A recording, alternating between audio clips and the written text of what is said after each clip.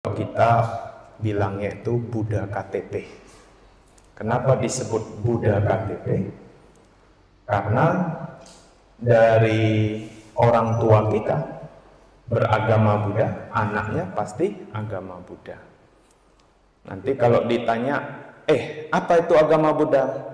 Oh, itu loh, pai-pai punya loh, ya. Pai-pai di sini maksudnya apa? Pokoknya ceit capgo ambil hyo sembayang cucuk, ya, cucuk ke hyolo, sehingga muncullah sebuah argumen aliran cung cung cap, ngancung ngancung tancap. Tapi setiap ngancung-ngancung itu selalu ada permintaan, ya, nggak mau rugi biasanya umat Buddha ini. Nggak mau ruginya apa? Saya kasih 3 hyo, hidupin lilin, kasih persembahan. Kan udah ada istilahnya itu, udah ada sesajennya.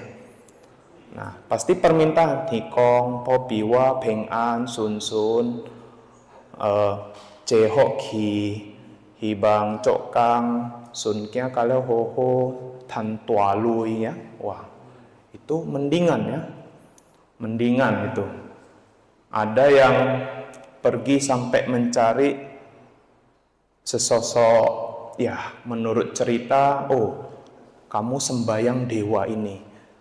Nanti kalau kamu nggak punya jodoh, sembayang dia, nah bisa nanti dapat jodoh. Jadi waktu dia sembayang, nah, ada satu sisi sembayang, dapat jodoh. Sembayanglah dia di situ, kasihlah persembahan. Kemudian berharap, hari ini saya sudah datang sembayang kepada Dewa Brahma. Semoga Dewa Brahma bisa memberkati saya. Saya sudah jomblo dari sekolah sampai sekarang, sudah 40 tahun, masih ibu ayam. Ibang Dewa Brahma kalau bisa mengabulkan permintaan saya itu setiap minggu, pada hari Kamis saya akan memberikan persembahan. Ada nggak yang seperti itu? Padahal jodoh bukan diatur oleh sesosok. Dan di agama Buddha, kita percaya dengan yang namanya hukum karma. Kenapa masih ragu dengan hukum karma? Hukum perbuatan. Ada kamma wipaka, hasil dari perbuatan. Ya, kita bilang dari salah satu contoh misalnya dari permintaan-permintaan seperti itu. Berarti ibu, bapak, saudara-saudari sekalian masih belum paham hukum karma.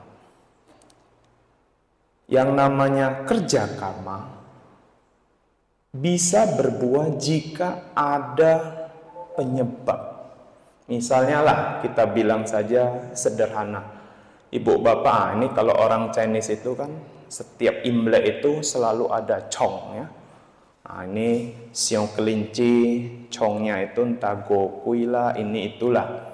Maksudnya itu, atau belokong atau gimana. Maksudnya itu tahun ini yang siong kelinci kalau tidak hati-hati di jalan itu bisa ketabrak. Ya, nggak usah tengok chongnya apa, nggak usah tengok tahunnya. Kalau ibu, bapak, saudara-saudari sekalian, misalnya naik sepeda motor, spion ada tapi arahnya ke bawah, mau belok kanan tidak pernah nengok belakang, nggak pernah berhenti pastikan di belakang ada motor tidak, langsung belok. Nggak usah tengok chong, saya pun bisa jamin pasti ditabrak. Kenapa? Karena tidak adanya kehati-hatian. Tapi coba ibu bapak mengendarai sepeda motor, mobil, mau itu tahunnya apa, jika ibu bapak, saudara-saudari sekalian, hati-hati di dalam menjalankan kendaraan.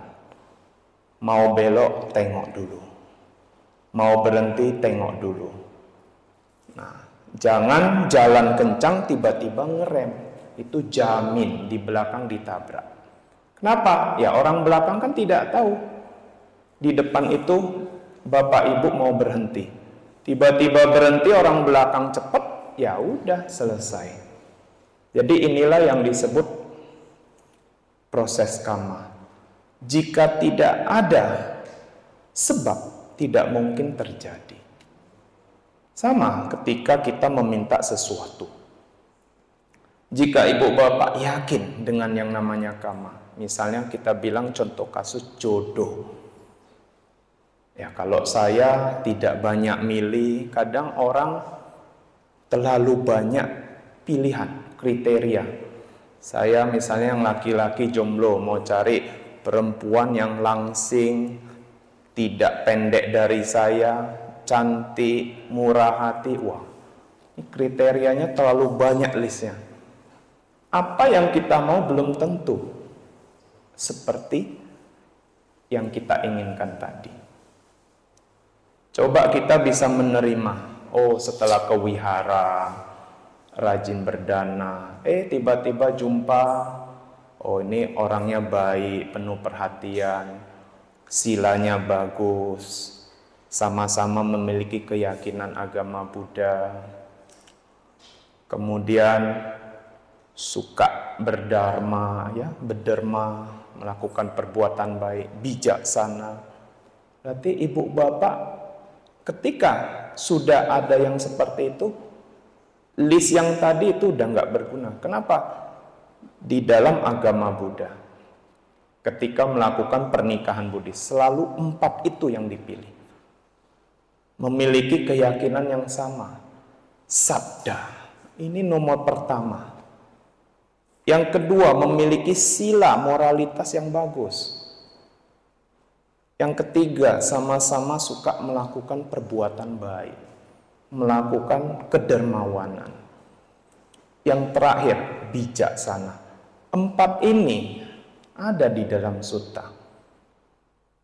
Dan 4 ini, jika kita memiliki pasangan yang memiliki 4 kriteria ini, dijamin rumah tangganya bahagia. Kalau 4 ini sudah ada, ngapain lagi list harus langsing dan sebagainya. Nah itu kalau kita mencari list yang ini itu namanya kita mencari yang namanya keduniawian. Tapi kalau yang 4 tadi bukan hanya duniawi, tapi kecantikan di dalam batin. Nah, jadi kemudian banyak lagi tradisi seperti ketika kita jumpa rupang Buddha. Rupang artinya patung. Nah, patung Buddha. Dulu ada satu siswa. Dia karena dia rajin ke wihara, bisa baca parita. Setiap hari dia tidak pernah miss. Dia selalu ke wihara baca parita Pali, bahasa Pali. Jadi amanya duduk tiap hari dengar cucunya ini baca parita dalam bahasa Pali. Kemudian amanya suatu hari bilang sama cucunya, kamu kok sembayangnya itu pakai bahasa ya, maaf ya, ini bukan rasis ya. Kalau orang Chinese kan bilang, kok bahasa keling? Cucunya bilang, mana ma, ini namanya bahasa Pali ma. Ya, kamu harusnya sembayangnya itu bahasa Mandarin. Kenapa? Buddha itu dari Tiongkok. Kok ini Buddhanya Buddha India? Salah ini. Karena orang tua. Yang dia tahu orang Chinese, Buddhanya itu harus yang Tiongkok. Ke BMC, Buddhanya Myanmar. Loh kok bisa? Karena Bante Panyananda kan dari Myanmar. Ya nanti kalau misalnya ke wihara lain, Buddhanya misalnya kayak seperti di wihara Lompo Wongsin ya, Sanggaraja, pasti rupang Buddhanya itu yang Thailand. Nah, Jadi Budanya Buddha Thai. Nanti ke wihara yang Mahayana, Budanya dari Taiwan, dari Tiongkok. Wajahnya beda. Jadi yang benar yang mana? Zaman Buddha belum ada seni ukir. Belum ada namanya melukis. Jadi wajah Buddha yang seperti apa tidak ada yang tahu. Karena sudah 2500 sekian tahun. Sudah lama. Zaman Buddha itu masih sebutannya sebelum Masehi. Maksudnya itu apa? Dari tahun tertinggi ke tahun terendah. Sedangkan zaman kita ini zaman Masehi. Dari angka terendah ke angka tertinggi. Nah, ini perbedaannya. Sudah lama. Jadi walaupun Rupang Buddha wajahnya berbeda-beda, tapi setiap kita berada di depan Rupang Buddha tidak pernah membuat kita takut.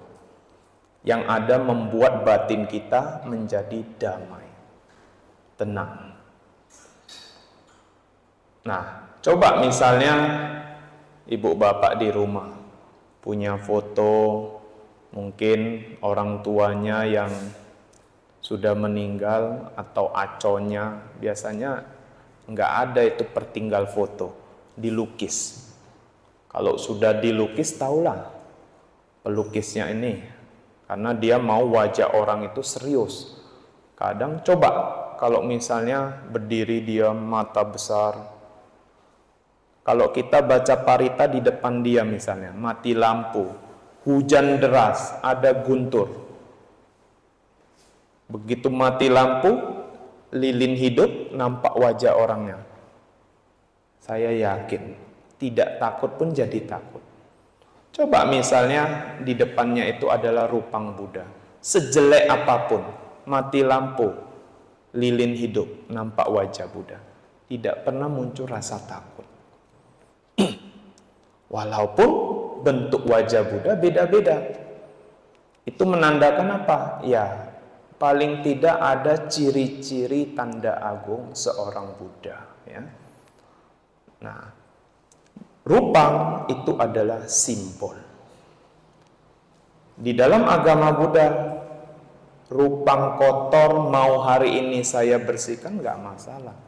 Nggak ada namanya pantang, nanti Buddha marah, nanti Buddha apa kalau kita setiap hari bersihin nanti kita bisa sial. Nggak ada. Saya setiap di rumah Rupang Buddha saya kotor atau besok ceit. Nah, besok kan ceit. Ya hari ini kalau saya ada waktu mau saya bersihin, saya bersihin. Jika rupangnya kotor, saya bersihin. Kenapa? Semakin bersih membuat batin semakin tenang. Coba misalnya wajah Buddha tiba-tiba sering kena dupa, ya hitamnya itu bercak-bercak. Intinya itu tidak merata. Kita begitu nengok, ayo kotor kali ya. Ketika kita bersihin jadi bersih.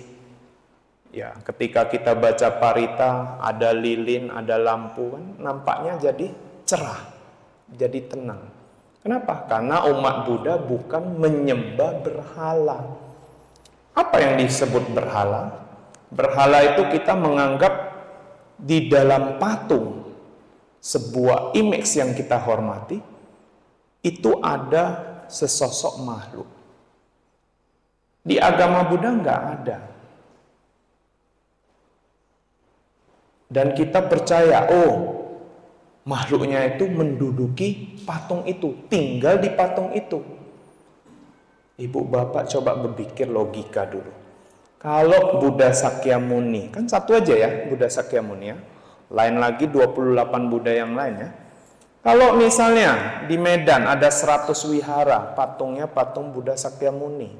Belum lagi umatnya di setiap rumah punya Rupang Buddha. Sakyamuni juga.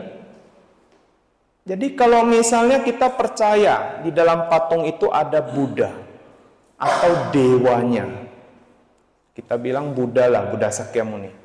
Jadi kalau 100 wihara, 100 Buddha Sakyamuni. Jadi Buddha itu seperti amoeba, bisa membelah diri. Walaupun Buddha sakti, tapi bukan berarti Buddha itu membelah diri, pergi ke setiap wihara yang ada 100 orang. Kalau umat Buddha ada 2000 di Medan, 2000 lagi umat Buddha yang punya rupang masuk ke patung itu. Tentu tidak. Buddha sudah parinibbana, tidak dilahirkan. Bagaimana bisa Buddha di dalam patung? Nah, ini kita bicara logika. Intinya rupang Buddha itu sebagai simbol keyakinan. Apakah umat Buddha wajib punya rupang Buddha? Tidak.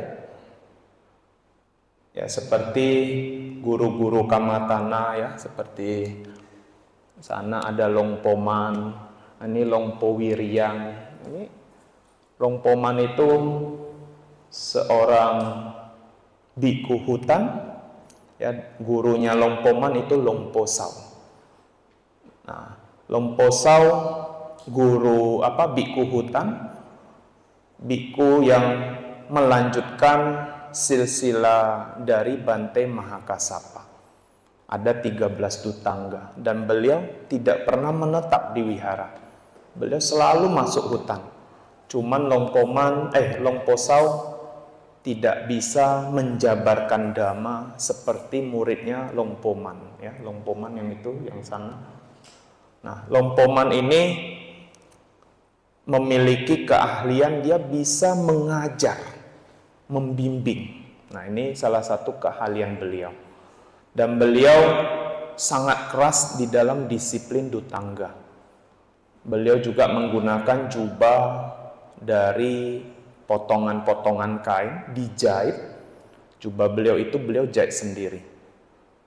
Nah, jadi Longpo Wiriang salah satu murid beliau ya, baru saja meninggal. Ya, ini juga salah satu siswa beliau yang cukup terkenal di Bangkok ya. Ada salah satu wiharanya. Saya pernah ke wihara beliau tapi karma baik tidak mendukung. Karena beliau waktu itu usianya sudah sangat tua dan sudah mulai kesehatan sudah kurang. Jadi murid-muridnya tidak kasih berjumpa kepada umat. Takut nanti kecapean. Kemudian bisa jadi umat yang datang sakit, tertular. Jadi waktu itu Longpo dibawa ke hutan lindung di daerah Pak Chong. Jadi di sana beliau ada wihara hutan dan beliau tinggal di sana. Jadi para biku, mereka yang masuk ke hutan, ada nggak memberi hormat ke Buddha? Ada. Jadi ketika memberi hormat, apakah harus ada Buddhanya di depan? Tidak. Jika ibu bapak misalnya ke Thailand, ke hutan, nampak biku.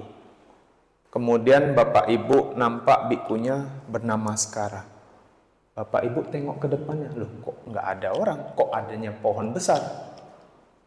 Berarti bantenya menghormati sesosok makhluk di pohon besar itu? Tidak. Yang namanya membaca kalimat penghormatan, nama Karapata. Sang Bagawa yang Maha Suci yang telah mencapai penerangan sempurna, kepada Buddha Sang Bagawa aku bersujud. Enggak mesti ada Buddha. Tapi ketika kita bersujud, kita menganggap di depan itu Buddha. Arahang sama sambuddho bhagawa buddhang bhagawantang abhiwademi. Sujud. Kita merenungkan sifat luhur Buddha. Kemudian kedua, swakato bhagawata dhammo dhammang namasami. Dhamma telah sempurna dibabarkan oleh Sang Bagawa. Kepada Dhamma aku bersujud. Dhamma ini apa? Kebenaran. Dhamma artinya kebenaran. Banyak kebenaran-kebenaran yang diajarkan Buddha. Nanti kita bahas. Kemudian yang terakhir, Supatipanno Bhagavato Sawaka Sangho Sanghang Namami. Sangga siswa Sang Bagawa telah bertindak benar. Kepada Sangga aku bersujud. Siapa Sangga ini? Kumpulan para biku dan bikuni. Kumpulan para biku Arya Sangga. Biku-biku yang sudah mencapai tingkat-tingkat kesucian. Biku-biku yang sedang berlatih samuti sangga di dalam berjuang melihat dhamma. Jadi kalau ibu bapak melihat sesosok biku, janganlah ibu bapak melihat, oh bantenya kok gini ya, kok gitu ya. Salah. Tapi yang ibu bapak tengok apa? Beliau mau melatih diri. Beliau mau berusaha menjadi yang terbaik di dalam latihan melihat dhamma. Jadi ketika cocok, hari ini kan masih dalam bulan Katina. Jadi ketika kita berdana, kita jangan melihat individu seorang biku, tapi kita renungkan siswa Buddha yang sudah berjuang yang mencapai tingkat-tingkat kesucian. Niatnya kemana? Ke sangga, bukan ke sosok atau seseorang. Nah, ketika kita berdana dengan pikiran yang baik tadi, maka otomatis keyakinan ini muncul. Keyakinan kepada siapa? Kepada siswa Buddha yang betul-betul melatih. Nah, ya, sangga. Jadi kalau di Thailand ibu bapak mungkin nampak bantenya sudah bersujud 3 kali, bersujud lagi 3 kali. Maksudnya apa? Nah, penghormatan yang pertama Buddha Dhamma Sangga 3 kali kan? Baru yang selanjutnya kenapa dia namaskara 3 kali? 3 kali itu penghormatan kepada Pome Kuba Acan. Pome itu apa? Ibu bapak, bapak ibu. Po bapak, me ibu. Ibu bapak, bapak ibu, guru-guru yang sudah melatih diri dengan sempurna, atau guru-guru kamatana. Seperti siapa? Longpo Sau, Longpo Man, kemudian guru-guru seperti Longpo Wiriang dan sebagainya. Mereka ini adalah guru-guru Arya yang betul-betul berjuang melatih diri sampai mencapai tingkat-tingkat kesucian. Nah, inilah sujud mereka 3 kali kepada guru-guru mereka. Guru mereka berarti guru kita juga. Nah, jadi kok di Thailand ada nampak bantenya namaskara 6 kali, ya jangan bingung ya. 3 Buddha Dhamma Sangga, 3 kali kepada guru.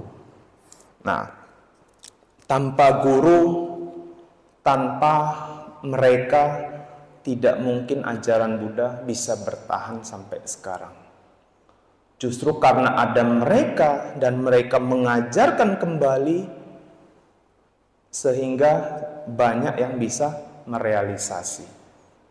Nah, inilah yang disebut Sawaka Buddha. Sawaka Buddha itu siapa?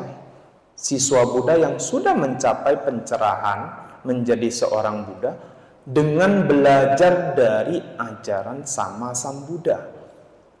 Siapa? Buddha Sakyamuni. Dan dia mengajarkan kembali. Jadi Pome Kuba Acan itu siapa? Sawaka Buddha. Nah, jadi kita menghormat di dalam kalimat ketiga, Supatipanno Bhagavato Sawaka Sanggo. Sawaka Sanggo itu berarti Arya Sangga, atau kita sebutnya kalau dia mencapai arahat, kita sebut sebagai Sawaka Buddha. Kemudian apa itu agama? Agama itu sebuah prinsip kepercayaan terhadap Tuhan. Di dalam agama Buddha kita nyebutnya Buddha Sasana. Buddha Sasana itu apa? Ajaran Buddha atau Buddha Dhamma.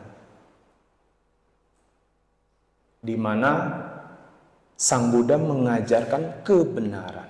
Dhamma itu artinya apa? Kebenaran. Kebenaran di sini kalau kita bicara kebenaran itu sangat panjang ya. Misalnya ibu bapak, kita bilanglah ibu bapak marah. Kira-kira kata marah, apakah hanya khusus untuk agama Buddha? Memangnya agama lain tidak bisa marah? Gimana? Bisa kan? Apakah mereka yang tidak punya agama tidak bisa marah? Bisa. Ibu bapak ke wihara atau tidak, pasti bisa marah. Proses marah tadi terjadi di dalam batin, itulah dhamma. Itulah kebenaran mutlak. Kenapa disebut dhamma, kebenaran mutlak? Buddha ada atau tidak, proses dhamma tadi tetap bekerja. Buddha muncul, lahir ke dunia, mengajar dhamma, itu bukan ciptaan. Buddha bukan menciptakan ajaran. Dhamma itu ditemukan kembali. Jadi muncul pertanyaan, kalau dhamma itu ditemukan kembali, apakah ajaran Buddha, kita bilanglah sebelum Buddha Sakyamuni ada 3 Buddha. Buddha Kakusanda, Konagamana, Kassapa, baru Sakyamuni. Apakah 3 Buddha sebelum Buddha Sakyamuni, dhammanya itu sama atau beda? Sama. Begitu pula Buddha yang akan datang. Di kapa terakhir kita ini nanti, Buddha yang terakhir adalah Buddha Metteyya. Buddha Metteyya ajarannya juga sama. Tapi bukan sekarang muncul. Kenapa? Ajaran Buddha Sakyamuni masih ada. Dhamma masih ada yang mempraktekkan. Di mana para biku yang betul-betul melatih diri masih ada. Tipitaka yang salinan asli turun-temurun walaupun zaman dulu belum ditulis, masih secara lisan, mendengar, menghafal, mengulang. Masih ada. Relik Buddha masih ada. Menandakan apa? Ajaran Buddha Sakyamuni masih ada. Jadi dhamma itu bukan diciptakan. Kalau diciptakan berarti ajaran Buddha terdahulu berbeda dengan Buddha yang sekarang. Begitu pula Buddha yang akan datang. Itu bukan dhamma lagi. Dhamma artinya kebenaran mutlak. Kita bicara tentang marah tadi. Ibu bapak kalau marah, nggak mungkin marah itu muncul tanpa sebab. Betul nggak? Pasti ada pemicu. Misalnya, kita bilanglah ada seseorang di mana dulu waktu di Sioumin Meditasi Center ya di Myanmar, ada satu yogi. Dia ini orang Singapura. Beliau meditasi di Sioumin untuk pertama kali. Ya, kalau di Myanmar itu tempat meditasinya nggak seperti di Indo ya. Ini semua terbuka. Lantai 1, jendela keliling, terbuka, pintu juga terbuka, tidak ada AC, yang ada AC, angin cepoi-cepoi ya, pakai helikopter, tuk-ketuk. Kemudian lantai 2, lantai 1 itu untuk yogi wanita. Lantai 2 itu untuk yogi laki-laki. Juga sama. Kelilingnya semua jendela terbuka. Jadi taulah, yogi ini mungkin dia sering meditasi di wihara yang tertutup seperti ini. Jadi ketika dia pergi meditasi di Sioumin, taulah yang ikut meditasi bisa kadang minimal 20, 30, bahkan kalau masa wasa itu lebih banyak. Mayoritas orang Vietnam, orang Korea itu di sana. Ditambah yogi-yogi lokal. Jadi ada yang colok ya, kasar. Jadi si perempuan ini duduk, nanti ada satu perempuan bawa bantalan duduk, ketika taruh itu main lempar. Mungkin dia sudah tenang-tenangnya meditasi, sudah konsen, tiba-tiba dilempar, kan terkejut. Kesel dia.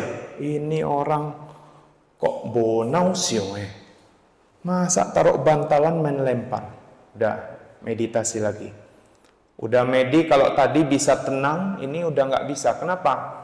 Apalagi kalau udah pagi, itu kicauan burung di wihara itu banyak.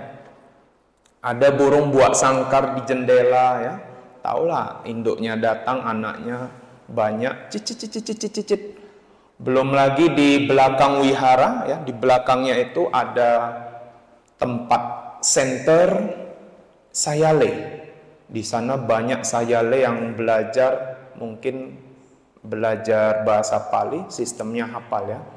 Nah, jadi kedengar suaranya. Belum lagi jalan kampung banyak sepeda motor. Intinya yoginya ini nggak bisa medi.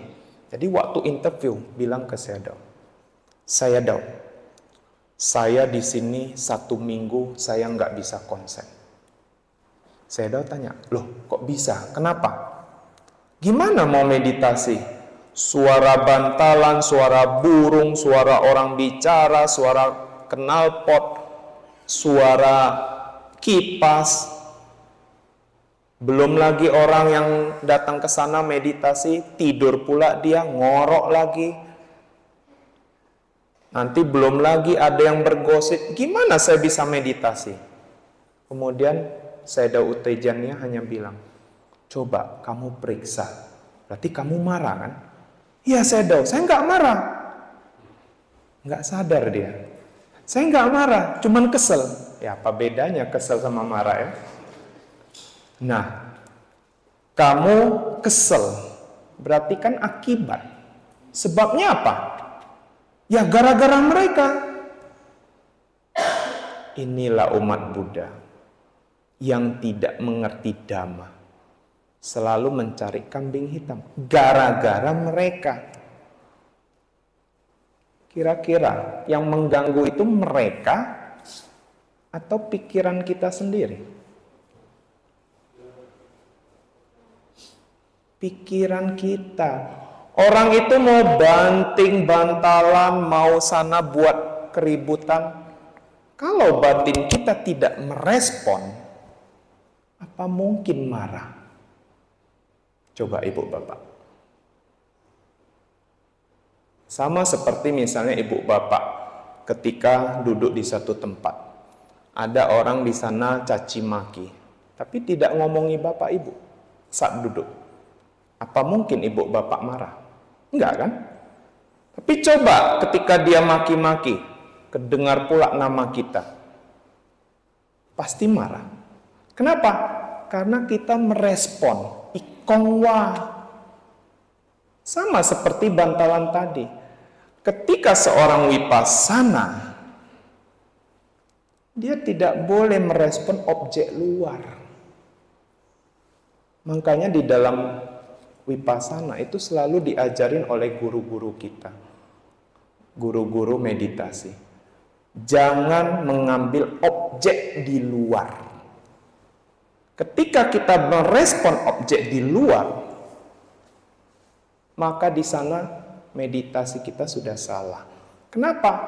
Misalnya ibu bapak merespon suara. Duduk, meditasi. Kedengar suara langkah kaki. Ibu bapak mendengar suara. Tapi ibu bapak memeriksa, oh ini suara kayaknya laki-laki. Karena duduknya sebelah sana. Ini badannya kayaknya besar ini. Colo ini.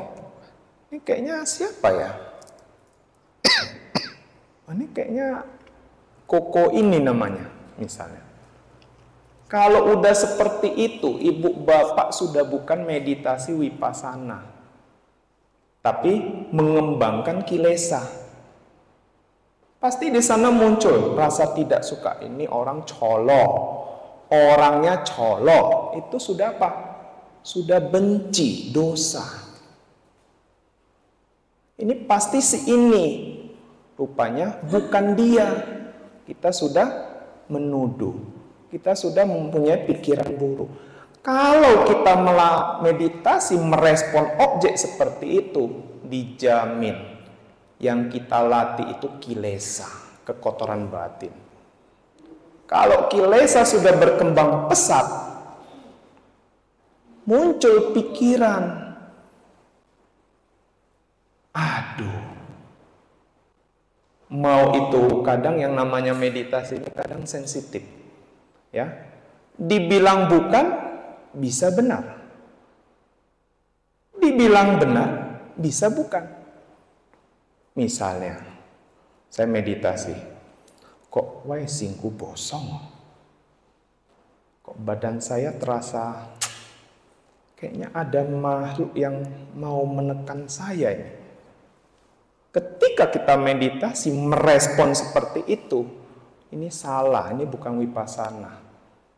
Vipassana itu kita hanya tahu badan tidak enak. Bukan pikiran kita merespon ada makhluk yang mengganggu.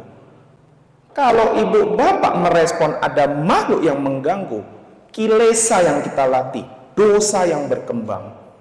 Ketika dosa berkembang, di sana sudah ada moha. Kenapa? Semakin sering kita melatih seperti itu, kita bukan melatih kusala dhamma, tapi akusala dhamma. Kebenaran yang tidak baik. Salah satunya apa? Benci. Semakin berkembang, kebencian semakin kuat. Jadi kalau namanya vipassana, guru manapun gak akan mengajarkan kita merespon seperti itu. Badan tidak enak, oh badan saya berat. Hanya cukup tahu berat. Tidak ada merespon pikiran. Di sana kita melihat apa? Jasmani batin. Sama seperti ibu bapak melihat kaki ibu bapak sakit ketika duduk. Bukan sakitnya yang ditengok.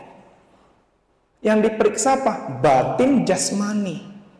Jasmani sakit, batin saya tidak. Banyak orang yang belum memahami Dhamma, ketika dia sakit, dia merespon.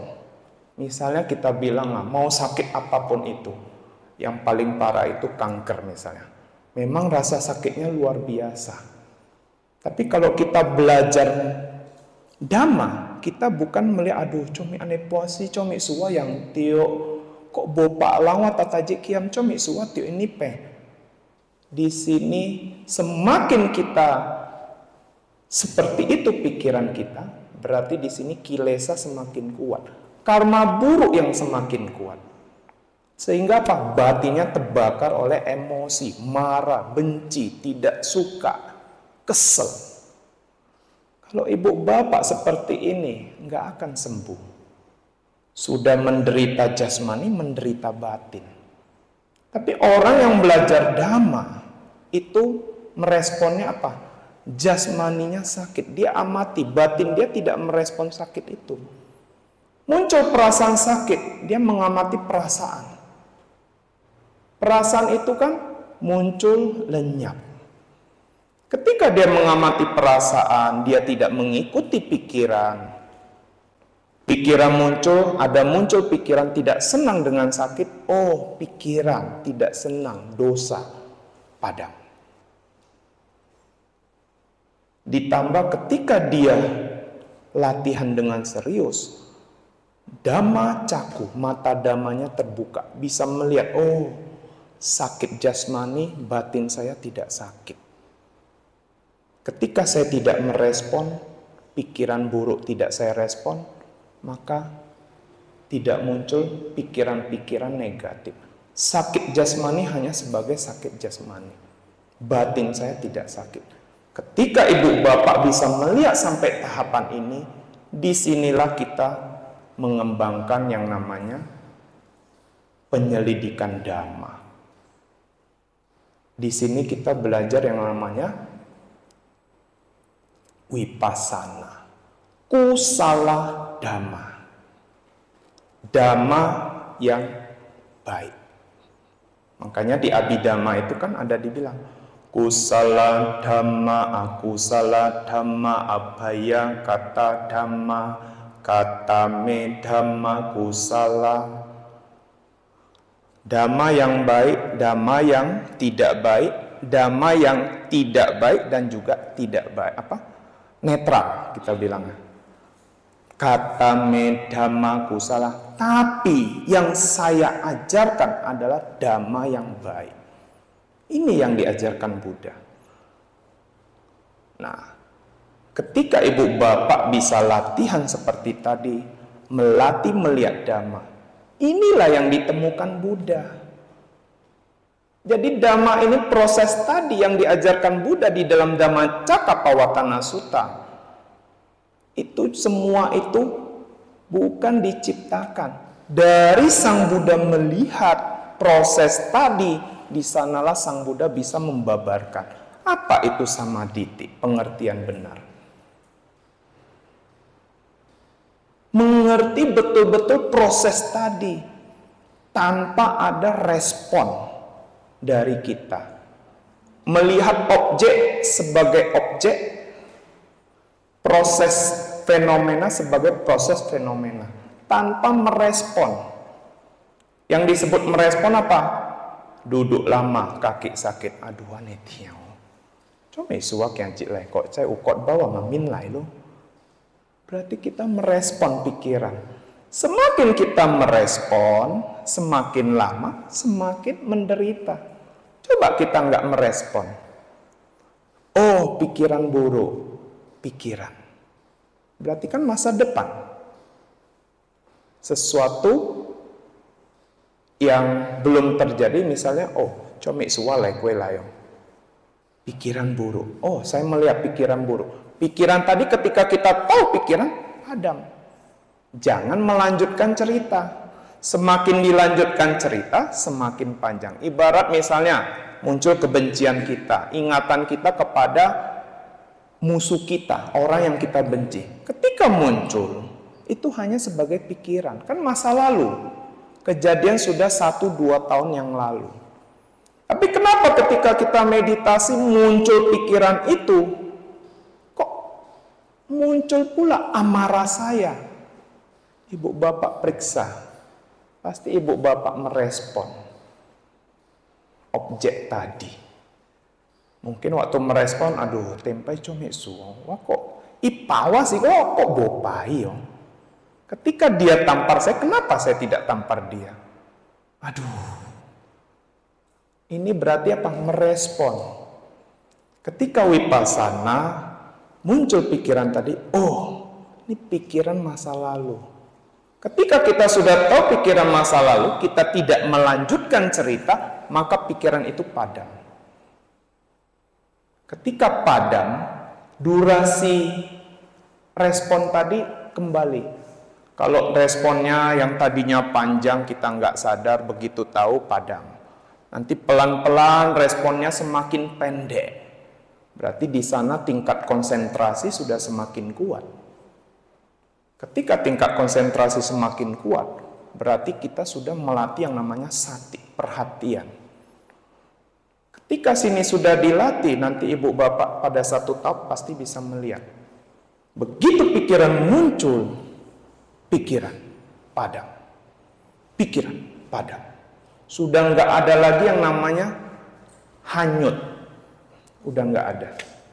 Ketika ibu bapak bisa melihat sampai tahapan itu, ibu bapak sudah memiliki yang namanya dhamma caku, mata dhamma. Mata dhamma di dalam melihat kebenaran. Di sana ibu bapak membuktikan apa? Ketidakkekalan. Ternyata batin saya setiap detik, setiap menit, setiap jam selalu berganti-ganti. Kalau ada dalam 1 menit 5 pikiran, berarti kita harus menderita 5 kejadian tadi. Siapa yang buat menderita? Orang itu loh. Padahal pikirannya pikiran dia sendiri. Orang yang dia benci, di sana dia sudah melakukan perbuatan baik, dia berbuat baik. Kok kita yang benci? Kita yang sering ke wihara, dia tidak sering ke wihara, tapi dia berbuat baik. Siapa yang rugi? Kok malah yang ke wihara pula yang terpancing emosi, sedangkan yang tidak ke wihara tidak. Nah, disinilah yang saya bilang dhamma. Jadi ketika ibu bapak bisa latihan sampai tahap yang saya bilang, ya memang untuk melatih sampai situ, tidak bisa hanya mendengar, hari ini tutup mata 1 jam, langsung bisa melihat. Enggak. Vipassana namanya vipassana. Sati sampajana. Perhatian yang berkesinambungan. Apa yang disebut perhatian yang berkesinambungan? Misalnya ibu bapak latihan, ya kalau vipassana itu minimal 1 bulan. 2 minggu masih amplitudonya masih ada lonjak, belum stabil. Nanti masuk 3 minggu, dia udah mulai loncat dikit. Jadi untuk bisa sampai amplitudo yang loncatannya dikit tadi itu butuh minimal 3 minggu. Kalau 1 bulan 4 minggu latihan betul-betul dengan betul-betul, baru kita bisa melihat sampai yang saya bilang tadi. Untuk bisa melihat sampai yang saya bilang tadi itu butuh perjuangan. Kalau awal-awal nggak bisa. Sama dulu waktu saya di tempat Bante Suryabhumi. Bante unik ya. Salah satu guru meditasi pertama saya Bante Suryabhumi. Beliau mengajar itu dengan teknik yang unik. Saya datang. Ini kedatangan saya yang kedua kali. Waktu pertama kali saya masih SMA kelas 1 atau 2. Waktu itu belum serius lah ya. Hanya niat ke tempat Bante mau coba latihan samanera. Waktu saya luangkan 2 minggu. Jadi waktu itu kenapa saya bisa ke tempat Bante Suryabhumi? Dulu waktu di tebing saya jumpa Bante. Bante kasih saya sleeping bag, dia tanda tangan. Beliau hanya pesan, kamu mau? Udah pernah ke Trawas? Belum Bante? Ya, nanti ada waktu datang ya. Wah senanglah. Bante yang nawarin. Jadi saya mikirin, saya tanya lah. Halo? Saya tanya sama orang-orang yang pernah ke sana. Trawas itu bagaimana? Bagus tempatnya. Depannya ada gunung, pemandangannya seger lah. Wah, cocok ini. Jadi kebetulan acara waktu itu di Bandung, acara musyawarah nasional muda-mudi se-Indonesia. Jadi waktu malam terakhir, all and new, saya tidak ikut, karena selesai acara penutupan itu kan, dalam 2 hari itu, diajak keliling ya, jalan-jalan ke ke objek wisata di daerah Bandung. Tapi saya memilih untuk pergi ke tempat Bante karena saya mau coba. Ini masih coba-coba latihan samanera. Begitu sampai tempat Bante, dijemput Bante di Surabaya. Ditanya, Anda ke Trawas ngapain? Saya mau jadi samanera Bante. Enggak bisa. Kenapa? Kamu berapa lama? 2 minggu Bante. Enggak bisa. Minimal 1 bulan. Saya mikir, cukup gue ya. Masih sekolah. Itu pun ujian susulan. Karena pas pergi bulan 12. Ujian semester. Siang. Si Kang tahu, cukup gue ya. Jadi ditanya lagi. Jadi Anda ke Trawas ngapain? Kok gitu? Latihan sambil jalan-jalan lah Bante. Bante tidak ngomong apa-apa. Apa yang salah? Saya pun mikir, kok Bante nggak jawab apa-apa ya? Ya sudahlah. Sampai di sana, saya yang nggak ngerti meditasi, hanya tahu dulu tutup mata, meditasi objeknya napas. Napas pun lebih banyak ikut pikiran ya. Wah, di sana 2 minggu awalnya. Jadi saya berharap Bante ngajarin meditasi. Rupanya di sana nggak dipanggil, nggak diajarin. Ya sudahlah, nampak Bante karena takut, pura-pura tutup mata duduk. Bante udah pergi. 4 hari pertama, pas pula bulan Desember, di sana saya melihat ada kabut dari gunung turun, putih semua tempat Bante. Belum lagi hujan, mau masuk ke pondok, tidak ada lampu, jadi tidak ada listrik. Di sana udah jam 4, itu seperti di sini jam 6.30. Jam 5 sudah gelap. Jam 5 sampai besok jam 4. 12 jam di dalam pondok. Saya mikir, kun sioku singku tiang. Cap jitiam ceng kun tatajit bea be chai tiawa.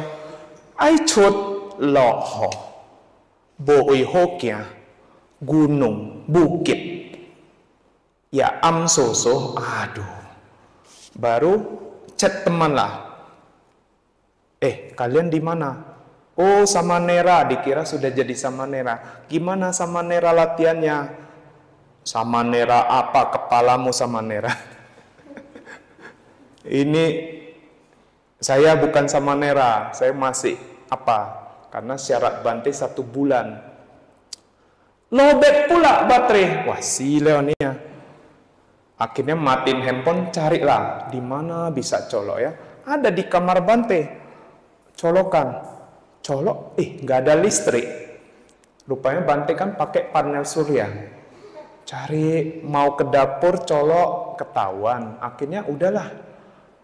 Matiin handphone, harap-harap untuk situasi darurat lah, walaupun masih lowbat itu ya. Hari kelima saya udah nggak tahan.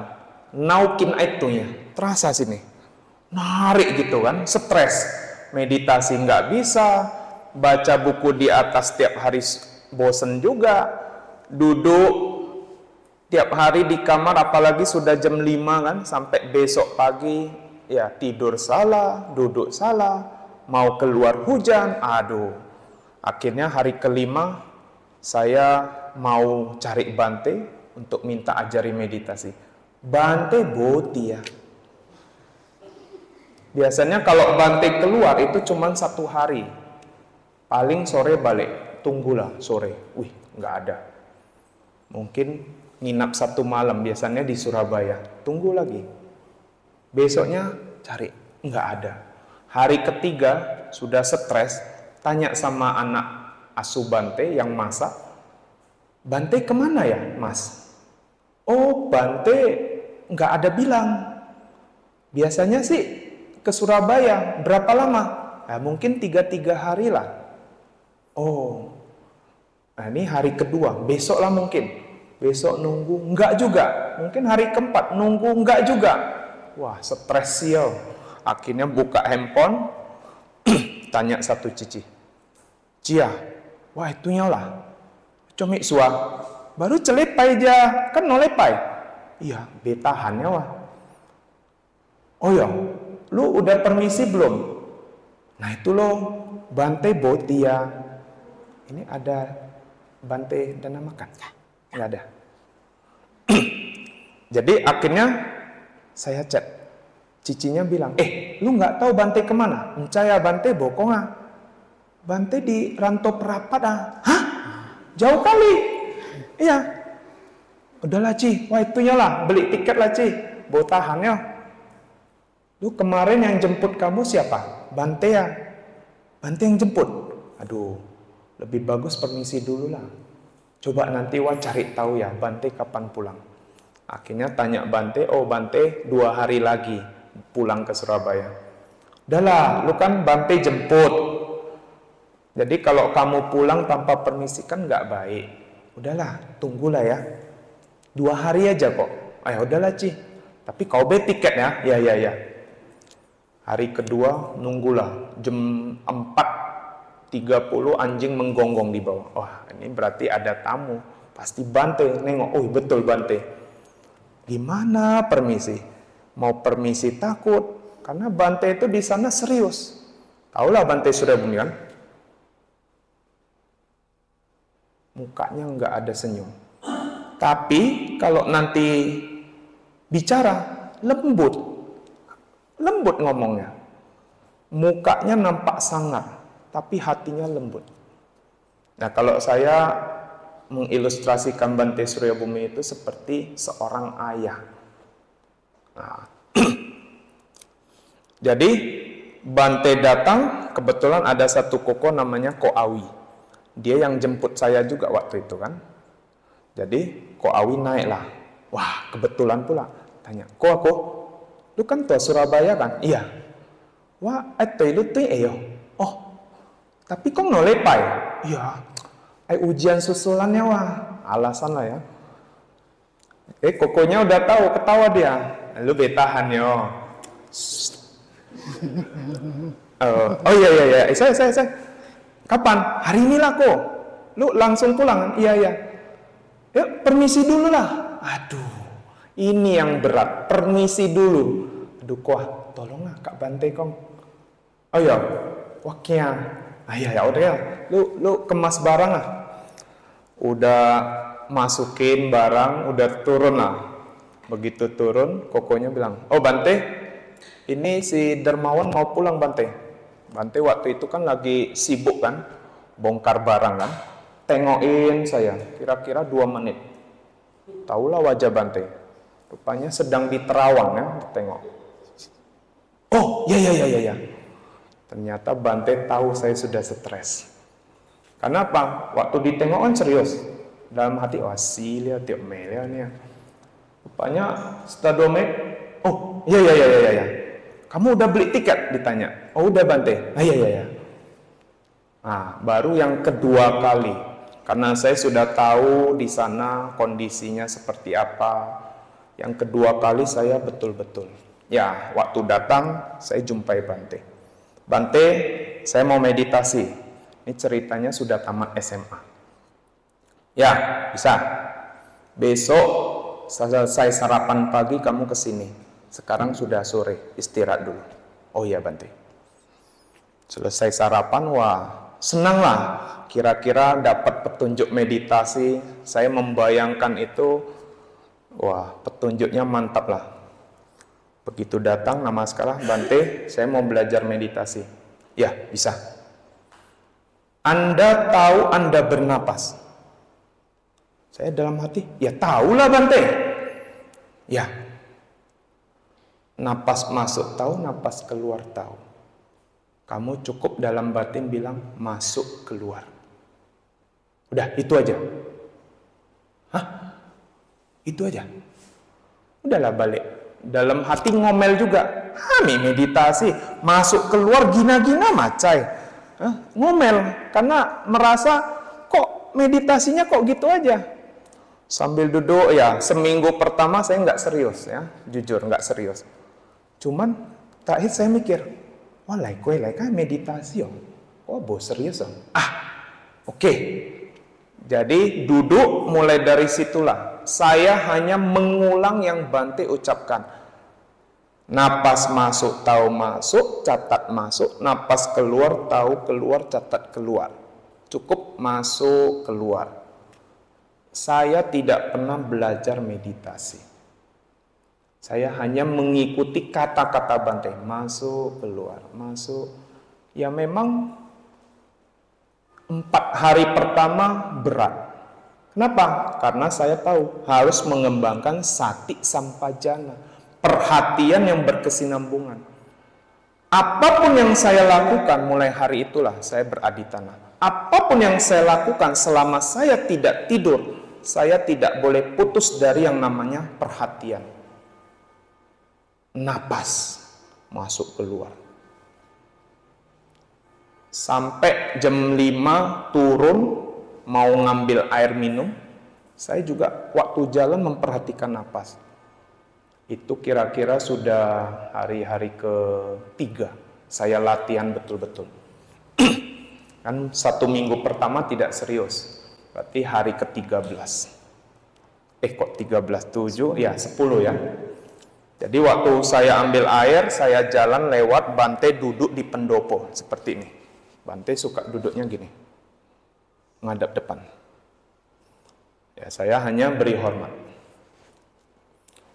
Cuci botol, termos air, isi air. Kemudian samanera. Waduh. Kalau Bante udah kongane wasila tiok meleo. Tapi saya nggak merasa ada salah. Jadi saya pun nggak takut. Anda kemari. Datanglah ya, namaskara, cari posisi duduk. Saya sana. Iya Bante. Anda ketika berjalan, apa yang Anda amati? Napas Bante. Salah itu. Jadi, kaki kanan jatuh tahu kanan, kaki kiri jatuh tahu kiri. Jalan cepat cukup kanan, kiri, kanan, kiri. Itu. Oh, ya Bante. Udah, sambil jalan ke atas, saya hanya ngikuti perintah Bante. Kaki kanan jatuh catat kanan, kaki kiri jatuh catat kiri. Kanan, kiri, jalan sampai atas. Akhirnya setelah taruh botol air minum di depan cetia yang jalannya rata, walaupun hanya 25 langkah, tapi masih mendukung lah. Karena syarat cangkamana atau meditasi jalan itu kira-kira 35 langkah, minimal 30. Umumnya ya di negara Buddhis. Saya melakukan meditasi jalan hanya mengikuti petunjuk kanan kiri. Sensasi yang saya alami, kok kaki itu terasa seperti mata saya nampak ke bawah. Maksudnya bukan pakai mata gini ya, tapi langkah kaki sentuhan itu semakin jelas. Seolah-olah di depan mata saya nampak jelas. Kok gini ya? Ini yang dimaksud Bante. Ketika meditasi napas, yang awalnya hanya tahu daerah sini ada napas, saya hanya masuk keluar. Lama-lama konsentrasi berkembang, napas semakin jelas. Timbul konsentrasi kuat. Kadang meditasinya tenang, kadang kacau. Kemudian cari Bante. Bante, kemarin 3 hari tenang, hari ini kacau. Ya, Anda cukup tahu pikiran muncul, tahu pikiran. Jangan merespon. Begitu sadar, udah, jangan lanjutkan. Oh, gitu ya, ya. Pikiran muncul, oh pikiran, udah selesai, berhenti. Di sana lama-lama, karena satiknya sudah tajam, saya bisa melihat, oh, yang namanya muncul, berkembang, lenyap. Ternyata apa yang disebut muncul? Kalau untuk pemula, muncul kita nggak tahu. Tahu-tahu sudah terhanyut. Begitu terhanyut, begitu sadar, pikiran, putus. Itu yang disebut lenyap. Sampai satu tahap. Muncul, begitu muncul, langsung tahu. Padam. Di sana saya apa? Kok gini? Jujur, meditasi itu waktu itu tidur ya. Tidur malam itu hanya 1 jam tanpa mimpi. Lewat 1 jam itu udah ada respon pikiran ya, muncul mimpi. Tapi karena sati sudah tajam, begitu pikiran muncul, saya langsung tahu pikiran. Otomatis. Tidur tanpa mimpi hanya 1 jam. Kodok loncat, model Kuti Bante itu pondoknya 1 meter dari lantai. Model apa? Joglo ya pondok. Kodok loncat di bawah, bisa tahu. Saya pun bingung, kok ada loncatan kodok kok bisa tahu? Kenapa? Saking tajamnya sati kita. Respon suara kita langsung tahu, oh suara. Inilah yang disebut apa? Sati sampajana. 4 hari memang butuh perjuangan. Tapi begitu 4 hari kita berjuang, sapi sudah tajam, sana sudah mulai nyaman. 1 bulan, oh ternyata batin jasmani berbeda. Anicca, dukkha, anatta. Di sana pelan-pelan kita mengetahui. Itu tidak diajarin apa-apa. Bante nggak ada teori. Tapi dari pengalaman yang kita alami itu, ketika kita baca naskah Dhamma, seperti ini. Padahal saya nggak pernah belajar teori. Di sana, inilah yang disebut apa? Pengertian benar. Memahami Dhamma sebagai Dhamma, kilesa sebagai kilesa. Tahu bagaimana ketika kilesa muncul, bagaimana reaksinya. Nah, kalau kita bisa sampai tahap ini, kita sudah belajar namanya 4 kebenaran mulia. Semakin jelas kita melihat, berarti kita sudah memahami 4 kebenaran mulia. Jadi, ketika kita bisa sampai ke tahap ini, saddha, keyakinan itu sudah muncul. Nah, keyakinan ini sebetulnya ya kalau dijabarkan itu ada 3 tahap lah secara duniawi ya, diartikan secara teorinya. Yang pertama, kita harus mengerti dulu. Nah, mengerti di sini ya berbeda sama pengertian duniawi sama latihan. Kalau latihan kita tidak merespon, ya, maksudnya itu tidak ada reaksi dengan objek, tapi kita mengamati objek secara alami. Marah, pikiran muncul marah, udah begitu tahu pikiran. Ini kita hanya mengetahui. Nah, kalau orang vipassana yang disebut mengerti itu ya seperti tadi. Tapi kalau secara teori ya kita belajar Dhamma. Misalnya yang paling gampang praktek dana, karena kebetulan ini katina. Orang hanya tahu dana itu berupa uang, padahal dana itu bukan hanya uang. Jasa mengajar dhamma ini juga dana. Nah, ketika seseorang melakukan berdana, tapi kadang ibu bapak coba perhatikan, dana yang dilakukan itu betul-betul berdana atau tidak. Kadang ketika mau berdana hitung-hitungan, wah kalau dana ceban siu-ciu, lang kalau teco dana goban. Wah dana goban, wah butuh yang untuk pakai. Jadi akhirnya karena pengaruh pikiran tadi, dia pun bingung. Dana sedikit nanti dicela orang, ini tata jiki amasa, dana cebantun. Nah, ketika sampai tahapan itu, sebetulnya kita bisa belajar belajar dhamma. Dhammanya itu apa?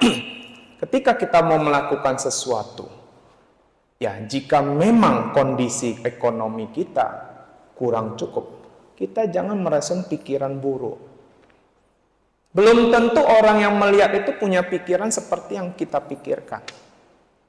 Kita sanggupnya 10.000, ya dana 10.000. Yang penting apa? Batin saat berdana itu jangan dikotori oleh kekikiran. Dana itu berarti melepas. Ketika kita bisa melepas yang selama ini kita mau keluar uang pun susah, ya hitung-hitungan pelit. Kita bisa melepas, ibu bapak rasakan sendiri. Di dalam batin itu, ketika kita berdana dengan betul-betul melepas, tidak ada kikir atau loba tadi, pasti batin kita plong. Inilah yang disebut berdana dengan ikhlas. Bahasa umumnya gitu.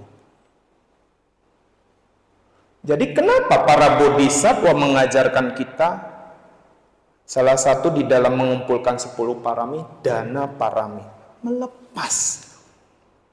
Bodhisattva setiap kelahiran itu betul-betul melepas.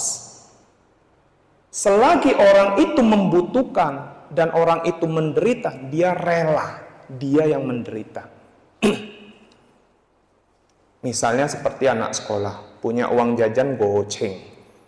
Ketika dia nampak ada seseorang, misalnya seorang pengemis yang sudah tua, asik pegang perut, kurus, dan dia tahu pengemis itu lapar. Saking dia nahan lapar, dia sampai pegang perutnya. Jadi ketika si anak ini melihat kejadian itu, dia mau kasih 5.000, uang jajan dia hanya 5.000. Tapi dia sudah makan di rumah. Akhirnya dia karena melihat si pengemis tadi yang sudah tua tadi yang lapar sekali, dia ambil 5.000, dia beli makanan, misalnya nasi goreng. Ya, sekarang kan ada ya 5.000, 6.000 mie balap, dia beli, kemudian dia kasih. Dia nampak orang itu makan dengan lahap. Ketika dia melakukan itu dengan tulus, timbul rasa bahagia tadi. Ini praktek apa? Brahma Wihara. Loh, apa hubungan dana sama Brahma Wihara? Nah, ketika pikiran kita melihat ada orang yang membutuhkan, timbul rasa kasihan. Di sana sudah muncul metta, cinta kasih. Kemudian kita melakukan perbuatan dengan misalnya memberikan makanan. Di sana kita sudah melakukan yang namanya belas kasih, karuna. Ketika pengemis tadi lapar, kita merasakan rasa lapar dia seperti kita yang lapar. Dan ketika dia sudah makan, kita merasakan kebahagiaan dia. Bebas dari rasa lapar, itu sudah mudita. Dan kita menjaga batin kita sebelum sampai sesudah kita melakukan perbuatan tadi, tanpa dikotori oleh pikiran buruk. Tidak ada hitungnya, aduh goceng lewawa kok tadi dana ini. Enggak muncul. Tapi dia betul-betul tulus memberi untuk orang itu. Berarti ini apa? UPK. Itulah yang ada di Karania Metta Sutta, Brahma Wihara tadi. Kalau perbuatan tadi ibu bapak lakukan di dalam kehidupan sehari-hari, ibu bapak akan memperoleh yang namanya apa? Kekayaan spiritual, kekayaan dhamma tadi. Ibu bapak rasakan bagaimana perbuatan baik itu betul-betul dilakukan dengan benar. Kusala kama itu muncul. Jadi reaksi karma baik itu gampang saja. Ketika batin kita tidak muncul loba dosa moha, batin kita muncul bahagia di dalam melakukan satu perbuatan, berarti kusala kama itu berbuah. Tapi kalau ibu bapak melakukan satu perbuatan,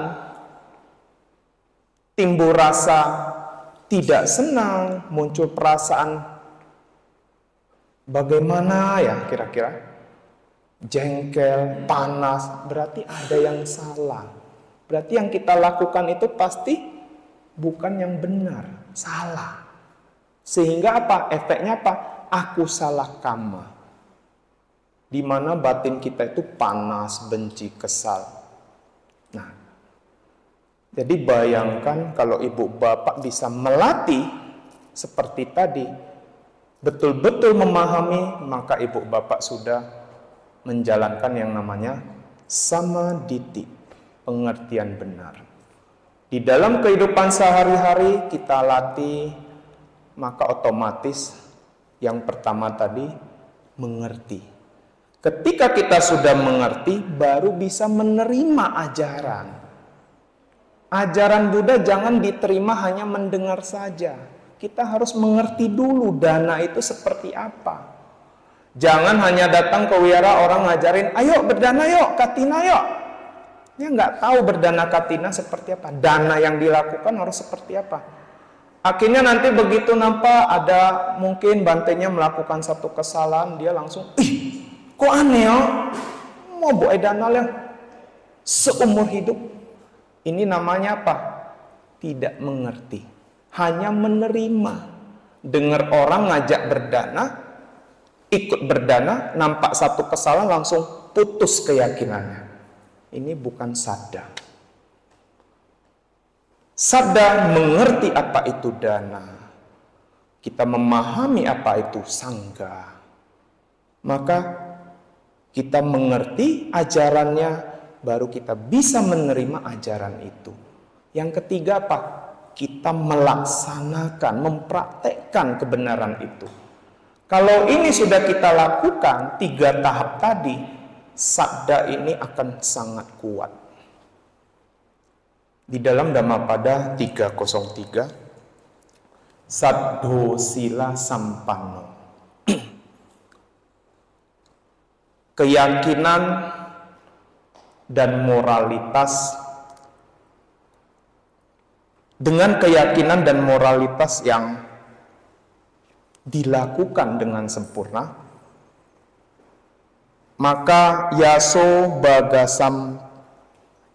bagasamma pitto, ia akan memperoleh ketenaran dan kekayaan.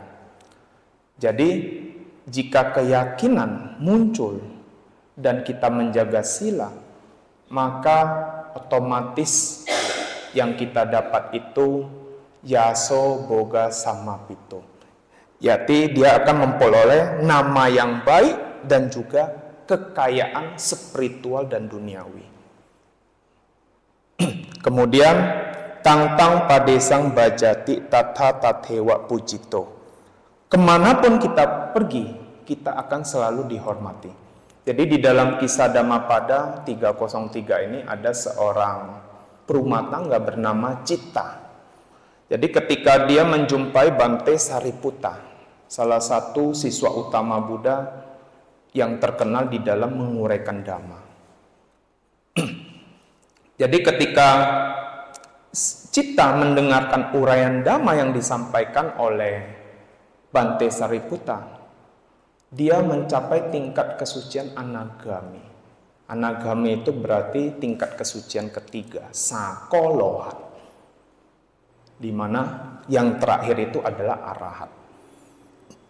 Di sana timbul keyakinan dia yang sangat kuat. Kenapa? Karena seorang Sotapanna saja keyakinannya itu sudah sangat kuat. Kenapa? Dia betul-betul memahami Dhamma. Sama ketika ibu bapak nanti vipassana sampai ke tahapan melihat nyana, ada 16 nyana. Ya minimal 1, 2, 3. Kalau bisa melihat yang reaksi-reaksi yang saya bilang. Di sana ibu bapak sudah memiliki keyakinan. Oh, ternyata agama Buddha itu bukan sebuah kepercayaan, tapi ada sebab dan akibat. Jadi keyakinan itu muncul dengan kuat di dalam batin. Orang seperti ini nggak akan goyah, nggak akan mudah diasuk, nggak akan pindah agama. Tapi kalau orang yang belum sampai ke tahap itu, inilah yang mudah goyah. Jadi Citta, dia sudah mencapai tingkat kesucian ketiga. Jadi keyakinannya itu lebih kuat lagi, nggak akan goyah. Bahkan dia menyiapkan 500 gerobak untuk dibawa ke Sawati menjumpai Buddha, dan dia menyediakan makanan. Dia berdana makan kepada Buddha dan Sangha yang jumlahnya 3.000. Setiap malam gerobaknya itu selalu penuh. Kenapa? Dewa turut ikut serta. Sudah tinggal separuh, besok kok penuh lagi. Dia lakukan selama sebulan penuh. Setiap dia taruh ke gudang, gerobaknya selalu penuh kembali. Nah, di sini dari keyakinan dan dari praktek sila, karena seorang Sotapanna saja itu silanya itu sudah sangat sempurna ya. Apalagi beliau anagami. Beliau tidak akan pernah kekurangan. Orang-orang seperti ini secara batin dia kaya. Secara duniawi seperti kejadian tadi, para dewa ikut serta mengisi gerobaknya. Berarti ini kan kekayaan duniawi. Walaupun dia berdana, dia nggak pernah kekurangan. Nah, dan juga dia dipuji. Karena apa? Perbuatannya tadi. Inilah Dhammapada 303, bagaimana kejadian tersebut. Jadi dari topik saya hari ini, mengapa beragama Buddha? Tentu ibu bapak, saudara-saudari sekalian, kembali lagi, apakah dari turun-temurun, apakah memang beragama Buddha ikut-ikutan, atau memang betul-betul memahami ajaran Buddha atau Buddha Sasana. Nah, tentu dari yang saya sampaikan, yang saya harapkan setelah sharing Dhamma saya hari ini, ibu bapak saudara-saudari sekalian betul-betul memahami ajaran Buddha. Setelah memahami, mengerti cara latihan, cara praktek, kemudian kita melaksanakan. Ketika kita melaksanakan apa yang diajarkan Buddha betul-betul sesuai, maka muncullah yang namanya menerima. Ibu bapak, saudara-saudari sekalian bisa menerima, oh ternyata ajaran Buddha itu tidak mudah. Bukan hanya menghafal langsung mendapatkan. Maksudnya itu baca parita. Setiap hari, setiap malam baca parita. Ibu bapak enggak akan kaya. Ya, mau jadi orang kaya bekerja, berusaha. Di dalam Pali Wacana, Parita Suci itu khotbah-khotbah Buddha. Dhamma mengajarkan kita berbuat baik. Mau jadi orang kaya, kita juga harus memiliki dukungan karma baik lampau. Karma baik lampau bisa berbuah, bisa. Ada orang yang usahanya bangkrut. Ketika dia sudah sering berdana, usahanya pelan-pelan membaik, bahkan melimpah. Kenapa? Pasti dia melakukan dana itu dengan betul-betul. Dukungan karma lampau juga ada apa yang kita lakukan. Intinya itu di kehidupan sekarang kita mengkondisikan karma baik tadi berbuah. Dengan cara apa? Rajin, jujur, semangat, berusaha terus, belajar dari kesalahan. Otomatis, saya yakin, nggak usah tanya, nggak usah meminta-minta, maka ini mengkondisikan. Jadi, mengerti, melaksanakan dan menerima, maka keyakinan ibu bapak muncul dan keyakinan itu berkembang, maka kita sudah betul-betul belajar tentang ajaran Buddha. Demikian, sebelum saya tutup, ada yang mau bertanya? Apa itu?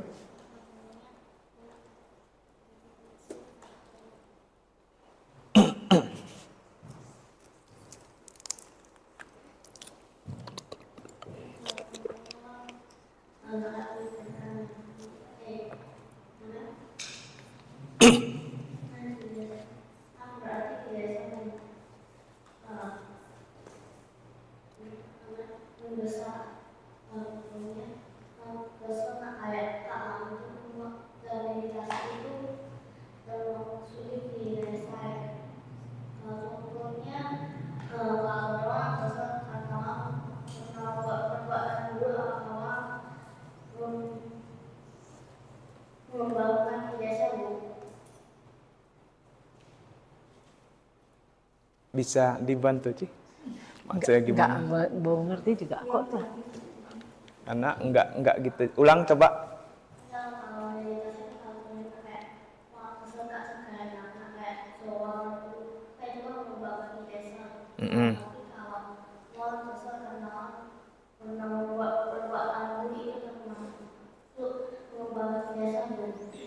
Kalau kita meditasi, kita dulu ya pernah colang gitu.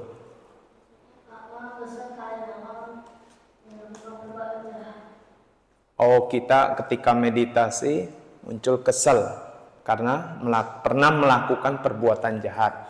Terus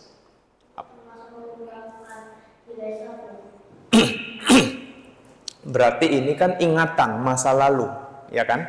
Kejadian yang sudah lewat.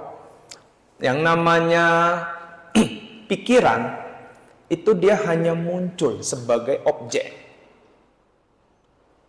Jadi ketika dia muncul, inilah karena kita tidak bisa melihat atau kita tidak bisa mengetahui proses muncul tadi sampai muncul reaksi.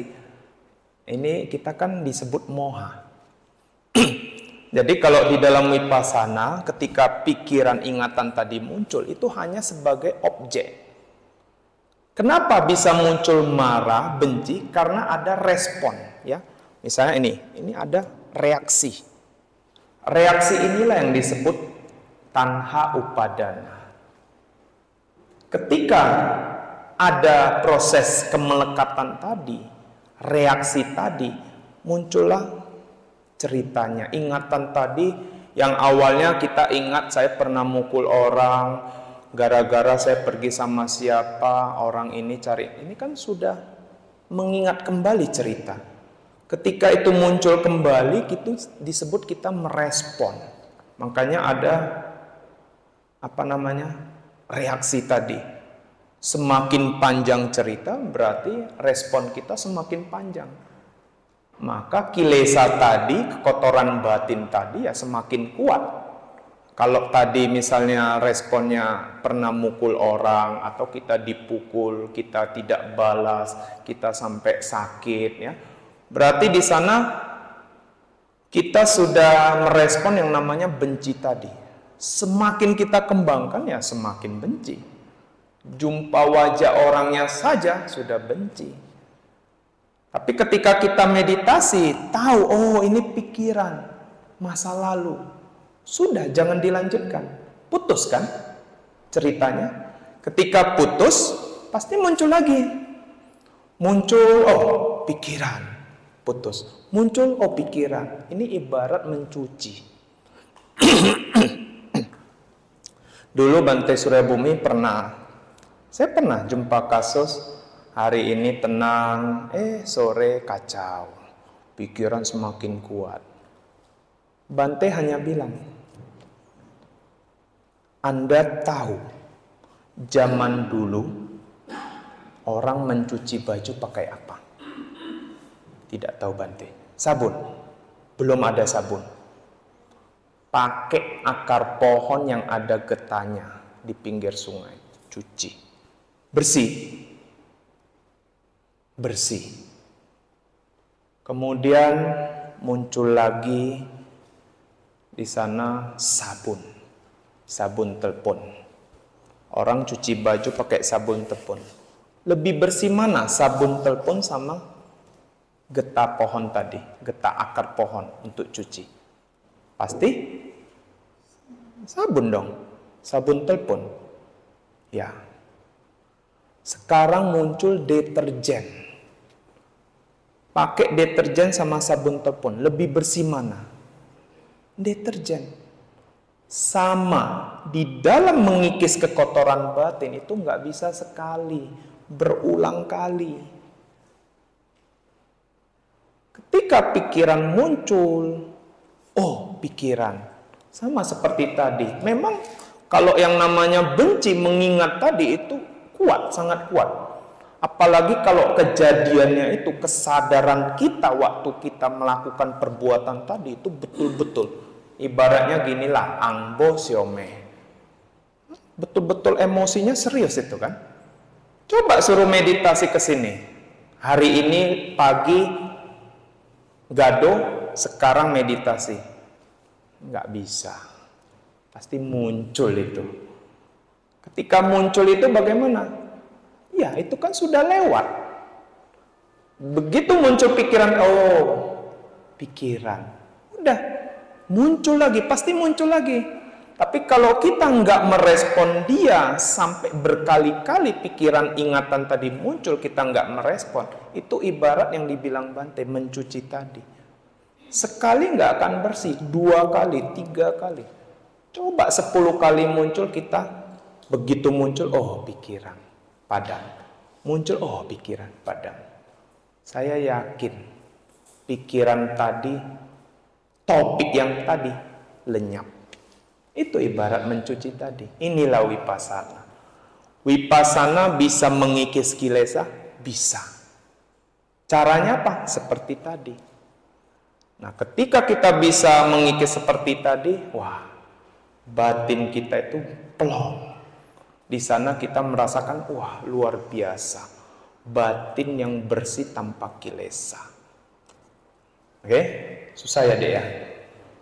Harus wipasana ya, belajar dulu. Ada lagi yang lain, ibu bapak, saudara-saudari sekalian? Anak kan cocok ya, BMC ya, Buddhist Meditation Center. Jadi kebetulan ada pengalaman. Ayo.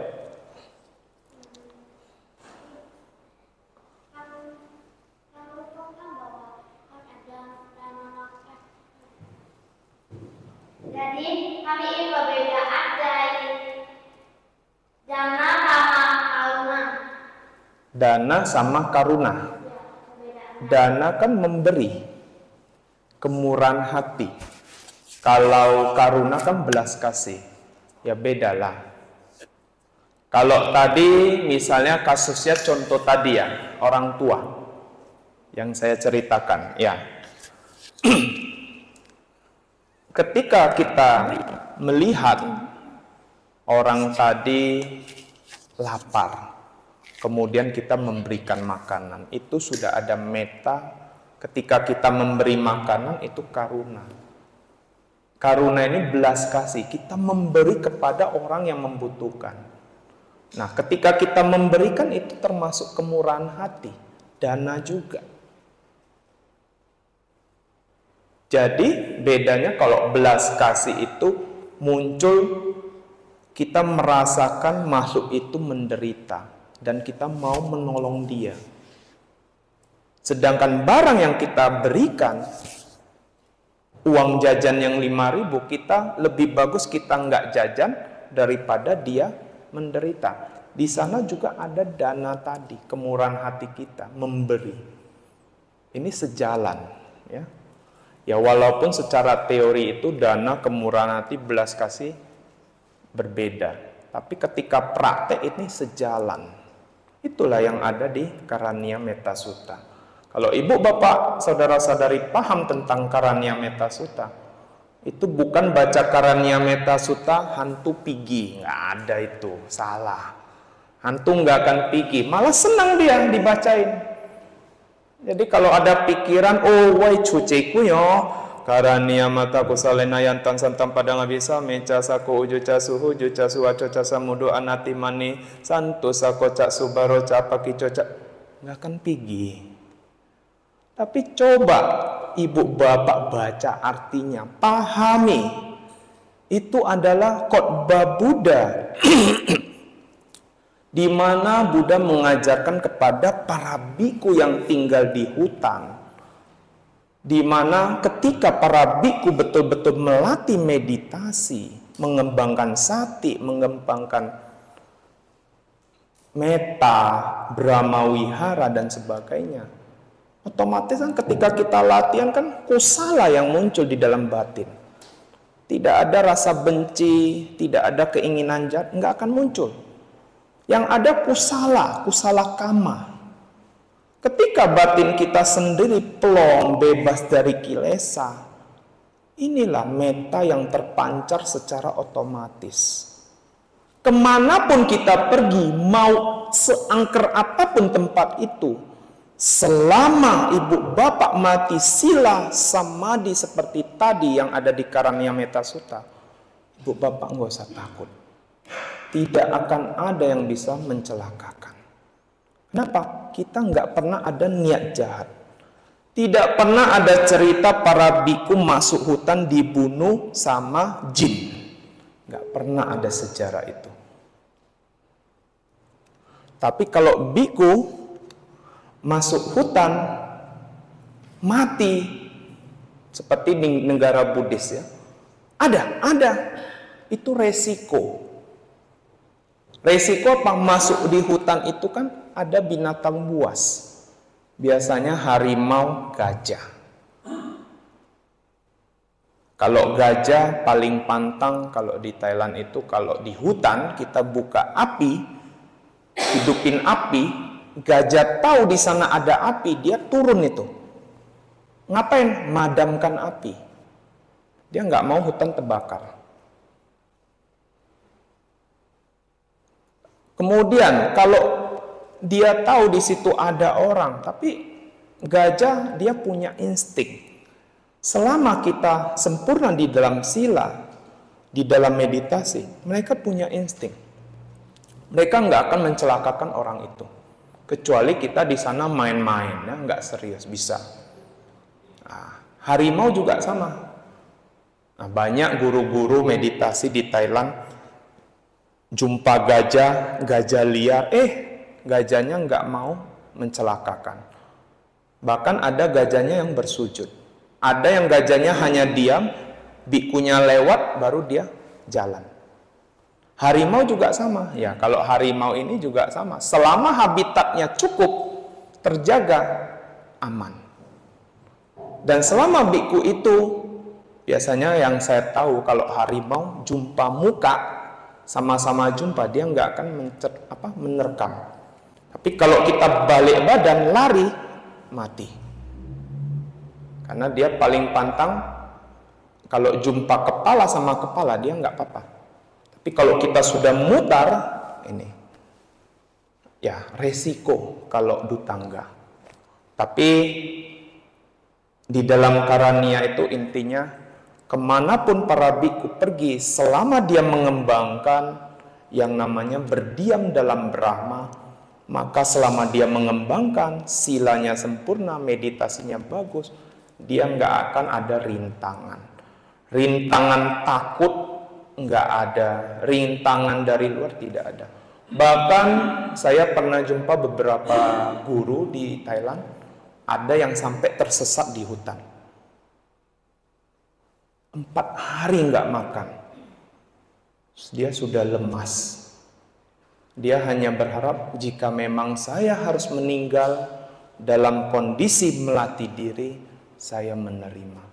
Tapi jika di sini ada dewa yang di zaman Buddha itu, dewa selalu mengetahui biku yang silanya bagus, ya biarkan saya dibantu. Jalan-jalan di depan ada perempuan dengan baju orang Thailand menyiapkan makanan, berdana. Biku itu awalnya karena sudah lapar, sudah lemas, dia nggak mikir yang lain-lain lagi. Dia hanya, rupanya ada yang berdana. Ketika dia berdana, masukin makanan, udah, bikunya jalan beberapa langkah, dia baru teringat. Bukannya di sini nggak ada kampung, kok ada yang berdana ya? Dia tengok udah nggak ada. Makanannya wangi, makan. Tidak kurang, tidak kebanyakan. Aromanya wangi. Selesai makan, dia istirahat, kemudian dia melanjutkan perjalanan sampai ketemu kampung. Ada yang seperti itu. Berarti apa? Dewa, rukata dewata, dewa pohon. Jadi kalau di negara Buddhis, di hutan atau dimanapun, makhluk-makhluk seperti itu ada. Tapi selama sila latihan kita bagus, kita nggak akan diganggu. Jadi nggak ada sejarahnya murid Buddha masuk hutan dibunuh jin. Nah, kalau ada ya mungkin latihannya silanya kurang. Tapi jarang ya. Ada lagi yang mau bertanya?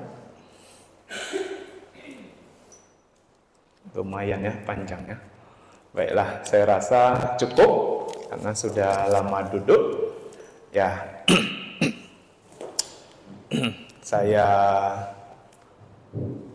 tutup ya, walaupun lama ya paling tidak apa yang kita dengar hari ini dari pengalaman, dari kita belajar bisa mendukung karma baik kita di dalam melihat Dhamma sehingga timbul keyakinan kita kepada Buddha, Dhamma dan Sangha, dan semoga di setiap kelahiran kita selalu ada di dalam Buddha Sasana sampai kita menyempurnakan sampai menembus nibbana. Saya tutup dengan salam Soti Hontu, Namo Buddhaya.